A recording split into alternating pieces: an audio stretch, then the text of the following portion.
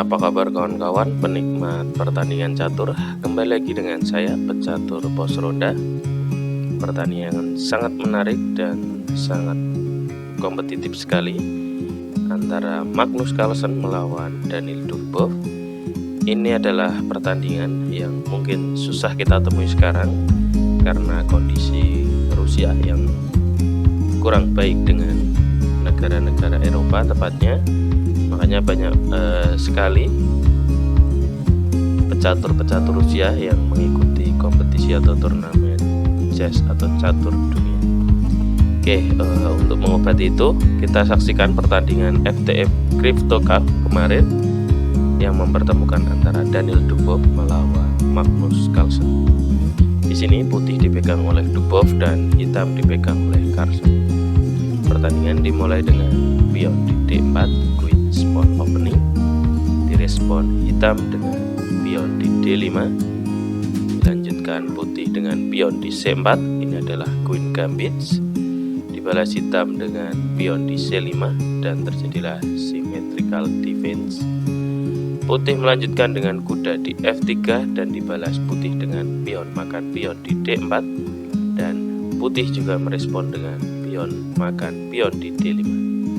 Dilanjutkan dengan kuda hitam di F6 dan putih dengan pion dimakan kuda di D4. Dilanjutkan menteri makan pion di D5 dan kuda maju di C3 dan sekaligus di sini pengembangan perwira sekaligus mengancam menteri hitam. Menteri menghindar di A5 dan dijawab putih dengan pion di D4. Ini adalah terkesan bahasanya pion diberikan gratis, tapi dengan ada opsi putih akan menempati titik penting ke depannya. Oke, coba kita praktekkan. Di sini jika pion diterima kuda di E4, maka akan dilanjutkan putih dengan gajah di B5 skat. Raja tidak menghindar melainkan ditutup dengan gajah di D7 dan dilanjutkan menteri di B3. Jika hitam makan kuda di C3, maka kita makan saja dengan pion di C3 dan dilanjutkan pertukaran. Dan di sini posisi putih sangat diunggulkan ke depannya dengan pengembangan perwira yang sudah terjadi dan akses untuk melakukan rokade juga sangat mudah sekali. Maka dari itu Magnus berusaha untuk tidak mendapati posisi lawan yang seperti itu. Kita kembali di sini pion tidak dimakan melainkan dijawab dengan gajah di D7. Dengan adanya gajah di D7 maka gajah putih tidak bisa melakukan sekat kembali.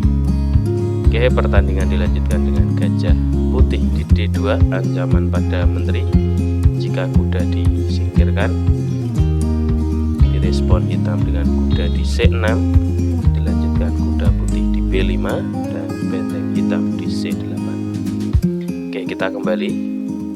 Di sini tadi jika responnya adalah misal kita dengan langkah pion di E6, ini adalah langkah kesalahan yang dilakukan oleh Magnus karena apa? Kedepannya Dubov akan menggeser kudanya di D5 dan ini adalah ancaman pada menteri, teman-teman. Jika menteri menghindar di D8 maka dilanjutkan skat. Jika raja geser ke E7 adalah langkah satu-satunya, maka bisa dilanjutkan skat dengan gajah di B4 dan di sini raja tidak bisa geser namun wajib dimakan. Jika dimakan maka akan terjadi skat mat di langkah ke-13. Oke, kita kembali.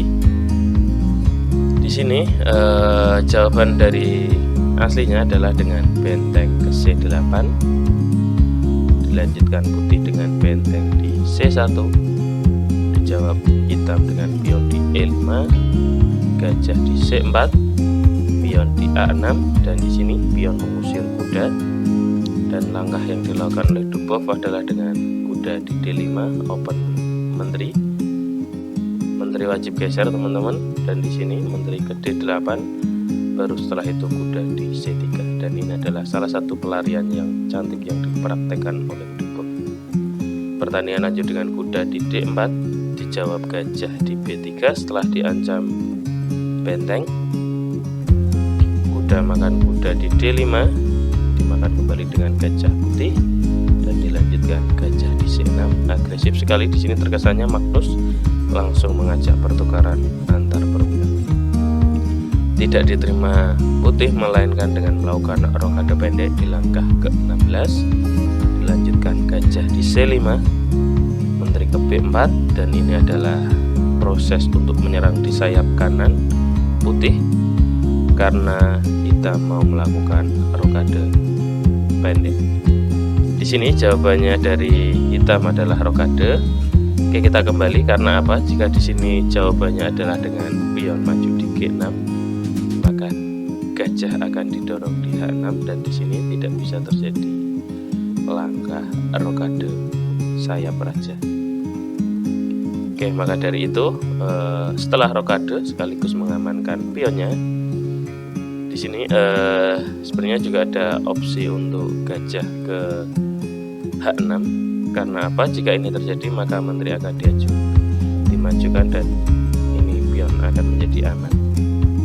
Oke, kita lanjut. Di sini jawabannya adalah dengan raja ke H1, menghindari pin jika terjadi sekat. Dilanjutkan gajah ke D4, makan saling, dimakan kembali dengan kuda di D5, pion maju di F5, dan di sini pion tidak akan berani makan karena posisi kuda akan dimakan dengan menteri.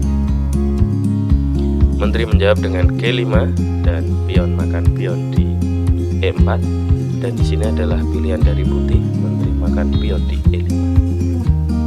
Teman-teman bisa menebak langkah hitam dan membuat putih memikirkan pertandingan ini yang rada lumayan lama, yaitu dengan benteng di F5, dimanakah menteri harus pergi karena jika menteri kabur maka kuda akan dimakan benteng. Oke, dan di sini langkah cantik untuk trik kaburnya dari Dubov adalah dengan menteri makan kuda, pengorbanan, dan sekaligus akan mendapatkan ganti juga nanti di akhir. Dan setelah menteri makan kuda dimakan kembali dengan gajah di D4, benteng akan makan di C8, dan di sini jika menteri sebelumnya ya, kita kembali di sini jika menteri makan benteng maka yang terjadi adalah sekat raja sekaligus sekat menteri dan benteng. Maka dari itu di sini pilihan Magnus adalah tepat juga dengan banteng makan kuda di D5, menteri dimakan dengan benteng sekat di D8, dan benteng makan benteng. Dan tepatnya di langkah ke-24 ini teman-teman bisa menyaksikan kedua pemain masih seimbang dengan jumlah yang sama dan menteri atau perwira yang sama.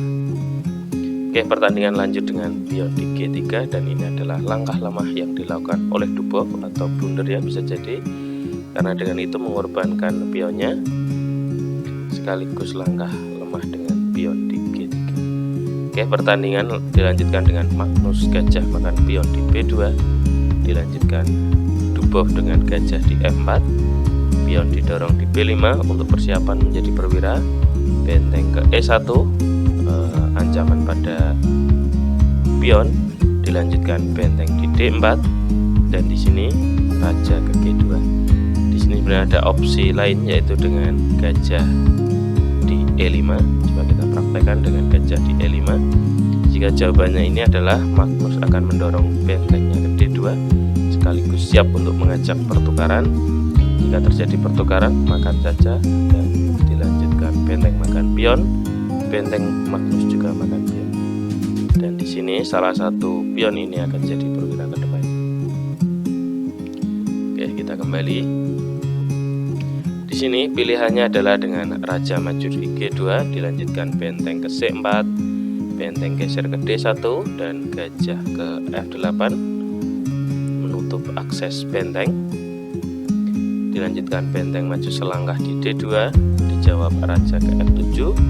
Sudah barang pasti kalau permainan endgame raja ikut menyerang di sini ya. Setelah pion di G4, dilanjutkan gajah ke D4, benteng ke E2, ancaman pada pion, dan setelah itu gajah mundur ke C5, dijawab benteng ke D2 dan raja Oke, setelah raja ke E6 dilanjutkan putih dengan pion di H4, siap mengajak pertukaran pion-pion hitam. Putih juga menyusulnya dengan pion di A5, dilanjutkan pion putih di A5, pion hitam di A4 dan pion putih di A6. Mengajak pertukaran dan di sini diterima hitam, dimakan kembali dengan gajah di H6, pion hitam kembali didorong di B4 dan gajah kembali mundur di F4. Pion maju di B3 mengajak pertukaran dan di sini diterima oleh Dubov, dimakan kembali dengan pion dan benteng ke B2. Setelah benteng juga ke C3 mengamankan pion. Di sini pion mundur di B1 dan dijawab Magnus Carlsen dengan raja ke D5. Dan tepatnya di langkah ke-41 ini Daniil Dubov menyatakan menyerah kepada Magnus Carlsen. Karena apa? Jika dilanjutkan misal dengan benteng ke E1, maka benteng akan didorong di C2, ancaman pada pion, sekaligus pion akan didorong. Jika dijawab dengan gajah di E3, menutup kemungkinan aduan, pion akan didorong ke B2. Jika terjadi aduan, raja makan, maka benteng akan ke H1. Misal benteng didorong di C1, maka benteng makan dan perwira menteri jadi. Dan di sini bisa dipastikan sekelas Grandmaster akan memenangkan pertandingan ini dengan keunggulan menteri. Oke, terima kasih teman-teman sudah menyaksikan pertandingan kali ini, pertandingan antara Magnus Carlsen melawan Daniil Dubov. Terima kasih, bisa di subscribe, share, like, dan komen. Terima kasih.